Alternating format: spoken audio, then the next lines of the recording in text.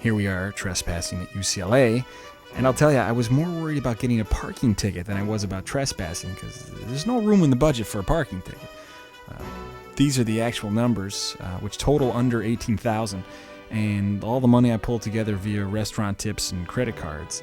You'll notice that nearly $4,000 worth of stuff was returned, and I can tell you that I pretty much know the return policy of every clothing, furniture, and hardware store in Southern California.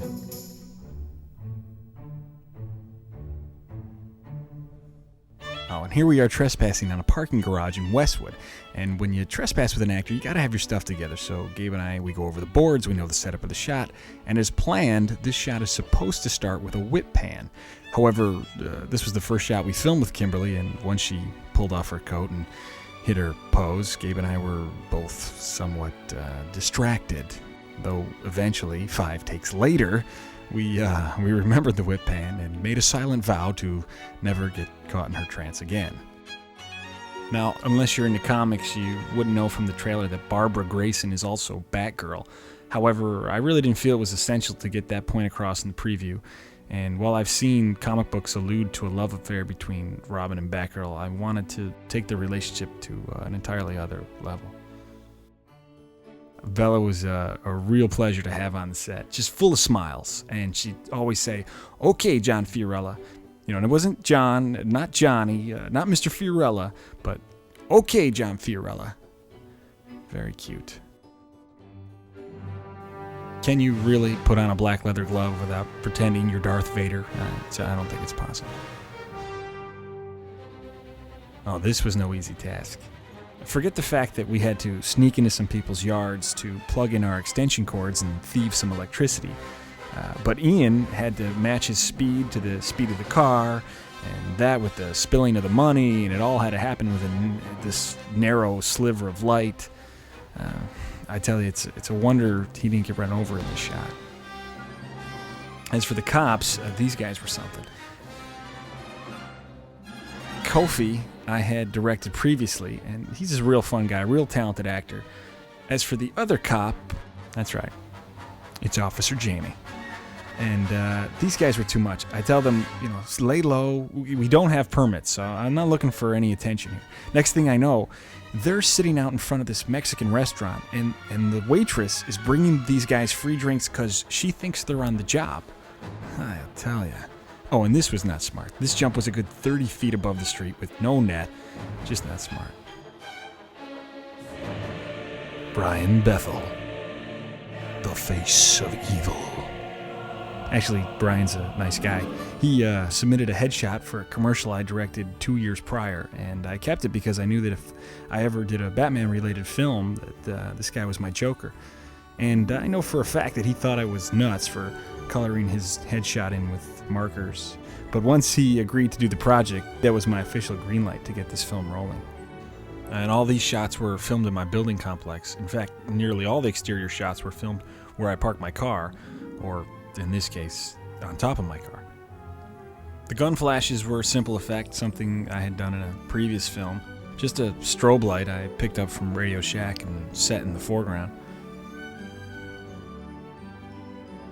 As for the bullet ricochets, those are merely fireworks that are nailed to a wooden board. Of course, there's no yelling cut when you light those things. You're at the mercy of the fireworks. Again, Gabe and I did this effect in college, so I knew we could pull this off. The Joker girls were not exactly ninjas. In fact, they were a pair of waitresses I worked with, and so to make them look skilled in the art of combat, we just broke everything down into simple moves that everyone could handle. You can sort of make out that Jamie and I are lying on the steps here as corpses, and it wouldn't be the last time I had to double for a corpse in this film. And what's a great Batman comic without your classic bruised-up hero scene? Again, this was filmed where I parked my car, and the doors are just big cardboard boxes being pulled in opposite directions. Spray-painted cardboard boxes. Oh, that's lame. Come on. We shot this scene in 2 different buildings because we got kicked out of the big boardroom. Though, through the magic of editing, it's all one office. Notice the little tribute to Han Solo on the back wall there?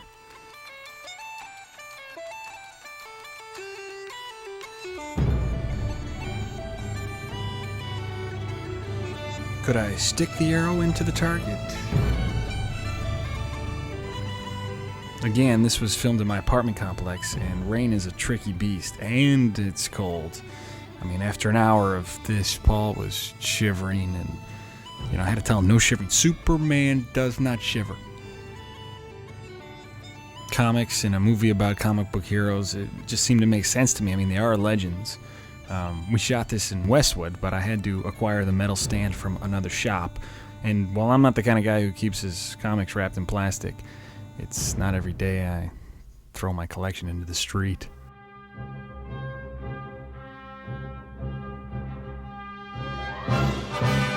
Superman rocks. This stepping out of the shadows, I've done this in other films. It's totally Spielberg inspired, just right out of Raiders.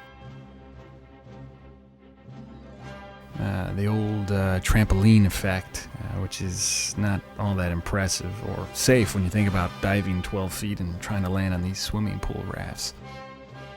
As for Superman's costume, it was just something I pieced together, same with the Penguin's outfit. Though the purple of his hat and tie are really orange, I couldn't find a purple bow tie, so I had to spray paint them orange and key them out in post. And what are we doing here? Sure. Obviously, we only got one shot at this, and we realized as it was burning that the fire wasn't performing like it did in Backdraft, so I just blew on it, and the effect was not half bad. This scene is lifted from a Batman comic called The Killing Joke, and we shot this in my apartment, first with Brian doing his close-up, and then at a later date with Anthony Hartley subbing in for the wide shot. Afterwards, I got out the cherry pie filling and made Gloria look all beat up for this torture scene, but the following day I decided to give the Joker some scarier hands, so this had to get cut. Oh, sure, skipping with mommies, no problem. Then stick her with the scary clown, and suddenly, can't skip any more. We originally tried to shoot this at the farmer's market on 2nd Street, but we got thrown out of there and went in search of places where there were kids we could use as background. There's Mr. Gabe Sabloff. And to do this headbutt, we were short a cameraman, so I had to turn the camera on and off. If you look to the left, you'll see my cape being thrown in the air, which really adds to the momentum of the hit, I think. Oh, here's a classic shot. Honestly, I loved when Sam Raimi had Spider-Man do this in the first Spider-Man movie, and I said, if he's having Spider-Man pull a Superman, then we've got to have our Superman pull a Superman. Oh, and this shot I absolutely love, because there's Gabe in the corner talking to absolutely no one. That's just great. This was a lot of fun too, because when you break the scene into so many little pieces, you aren't necessarily acting with other actors, you're just acting towards the camera, and the performances come so much easier when there's someone to play off of. And my hallway's still a little sticky from this shot. There's the old throw your own cape in the air technique, thank you very much. And yeah, I could never forget the look on Jamie's face when he came home from work and found a real flesh and blood Wonder Woman sitting in our living room, just reading a magazine, waiting to shoot her scene. And that would be me dressed as some random cop, and I don't think we could have filmed this on a windier day. You'll see some non-white skin here in just a second. This is the work of Susan Huang. Here she is doing a makeup test on my cousin David, and she really did a great job, especially having only $45 worth of makeup supplies, and it's just awesome. Real collaborative person to work with. You see that thing in the background, that metal thing? That's the Archimus, and you'll be seeing that later. That's Gabe the gymnast. Now, you probably noticed that Kimberly Page never appears in the Catwoman costume, and the reason behind that was I didn't have the time or budget to rival the costume that Tim Burton and his design team created for Michelle Pfeiffer. So I kept her in street clothes. Very little street clothes, but nonetheless.